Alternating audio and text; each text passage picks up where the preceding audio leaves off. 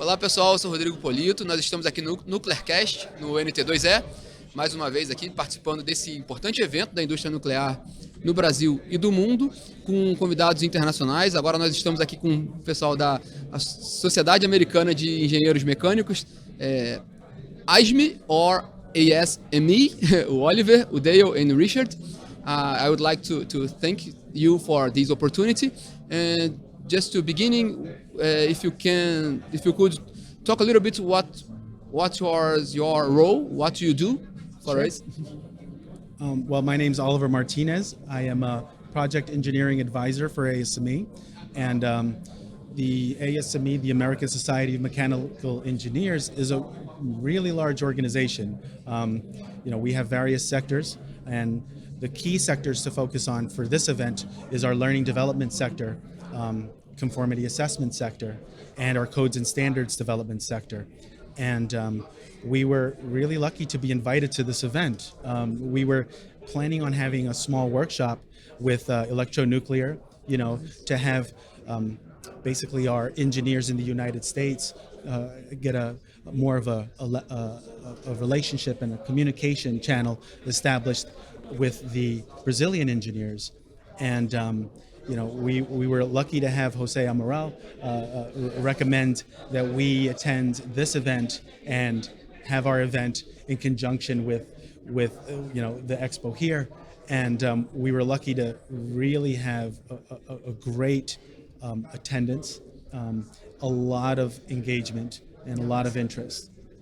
I'm glad to hear that. It's very, very nice. And if you could give more color about what you do and where are you, because you are not just an American institution, you work worldwide, so if you can give some information about your activities. You're right. Yeah, I know having the word American in our title is a little misleading. We are an international organization. We do have engineers from not just the United States, but South America, Asia, Europe, the African continent. We have a lot of representation. But for this event, we had focus on nuclear construction and nuclear power plant maintenance. And here with me, I have two great colleagues of mine. I have Dale and Rick, and they're the chairman of the BPV3 and BPV11 standards committees. But I think I'll leave it to both of you to give a little bit of a flavor of what those two committees involve. I'll start. Again, I'm Dale Matthews. I work for Framatome, and I'm a technical consultant with Framatome.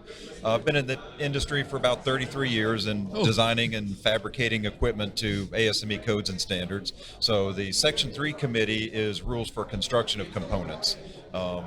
The design, fabrication, testing, installation of components is done to Section 3. And nuclear power plants all over the world have equipment that was built to Section 3 installed in their plants. And so when the Brazilian nuclear industry approached us and inquired about moving some of their plants over to ASME codes and standards, we were very excited to come down here and talk to them about that transition. Very nice. Richard, you want to give us some words? I'm Rick Swain. I work for a small consulting firm called Reedy Engineering. I've been involved with with ASME codes and standards for 48 years. I started on this in the same kind of groups that Dale was talking about with construction, and then I moved over to in-service inspection, and now I chair the in-service inspection committee. One of the main challenges here in Brazil is that the Angra 2 plant is already operating and is operating under a German code. And the Germans have stopped operating their nuclear power plants. And the people who supported the development of the German code have basically quit that activity. So Electronuclear is looking to us to help them understand how can they transition to using the ASME nuclear codes for in-service inspection so that they can actively participate in the development of those codes and standards and work with people who are currently working on developing those codes and standards. Right. Very nice.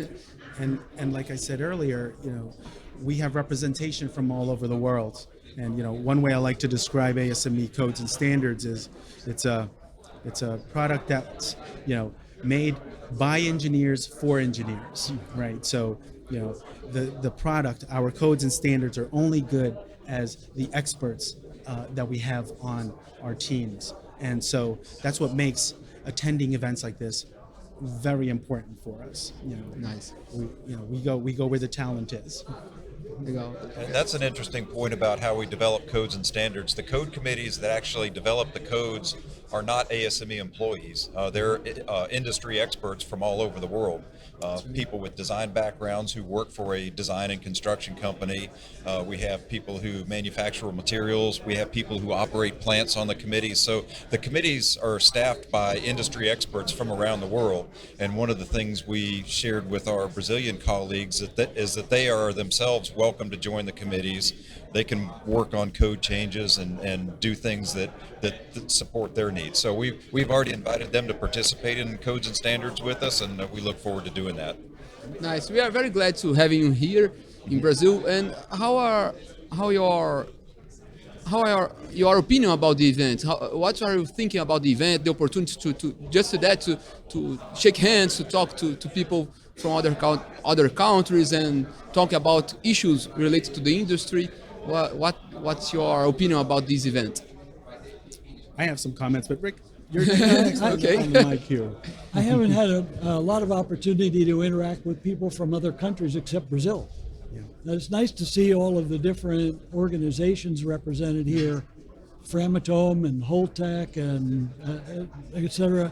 Nuclep here, who's working on building equipment and storing equipment for nuclear power plants.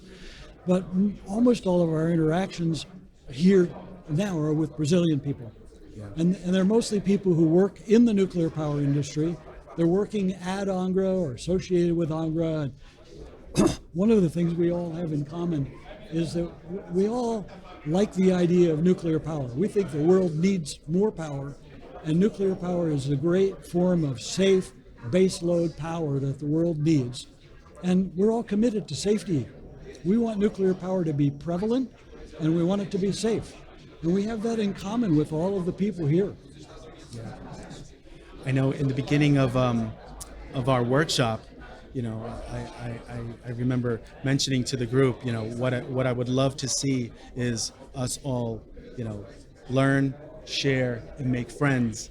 And, the Brazilians, they introduced another component, and it was just like, well, that formula equals collaboration. Ah, nice. And you've seen it a couple of times, and this was always my favorite. They back at home they always talk about, how Brazilians and the Argentinians are they're rivals, and a couple of times you've seen it at our event where there's just like, well, I think we both need to work together on this. And it was just great to see the collaboration just take place and just start to grow before your eyes without us doing anything. It was just... I couldn't agree more. I think the key word is collaboration. And as Richard said, we are experimenting a moment in the nuclear industry, an important moment, because last year Europe considered nuclear energy as a clean energy. I think the investments for this industry can go up a lot because of this decision, and I think, in my humble opinion, that nuclear can play a big role in energy transition. So what's your opinion about that? Can you repeat your question? Sorry, what's your opinion about the nuclear power's role, the role that nuclear power can play in the energy transition, the opportunities, and also the challenges? Yeah. So I think with the increase in electrical demand that's going to come from electrifying transportation and other things that have traditionally been powered by other fuel sources, I don't know that we will ever be able to generate enough power to do that without nuclear power. The renewables are very intermittent. They work sometimes and they don't work sometimes. The nuclear power has a capacity factor of 92%. So that means it runs almost all the time. And I don't know how we will ever produce enough electricity without natural gas or coal, without having nuclear power play a big part in that. Right. The key to sustainability has been shown time and time again is based on nuclear energy. You know, I've been to quite a few trips the last couple of months, and all the researchers and scientists and engineers all can agree that in order to have sustainable energy be effective, nuclear has to be a component of it. Yeah, great answer. Well, also, solar and wind are growing around the world in terms of power production, but they're not growing as quickly as the demand for electricity has been increasing. So we need more than solar and wind. And we need it, as both of these guys said, we need it to be clean. And if you can't produce enough solar and enough wind, and you want it to be clean, the only choice left is nuclear. Yeah, exactly. And one specific topic that people hear, not only in this event, but at this moment, is about SMR, because this new technology and its potential for the future, maybe reducing costs and totally adapted to this situation right now with renewables.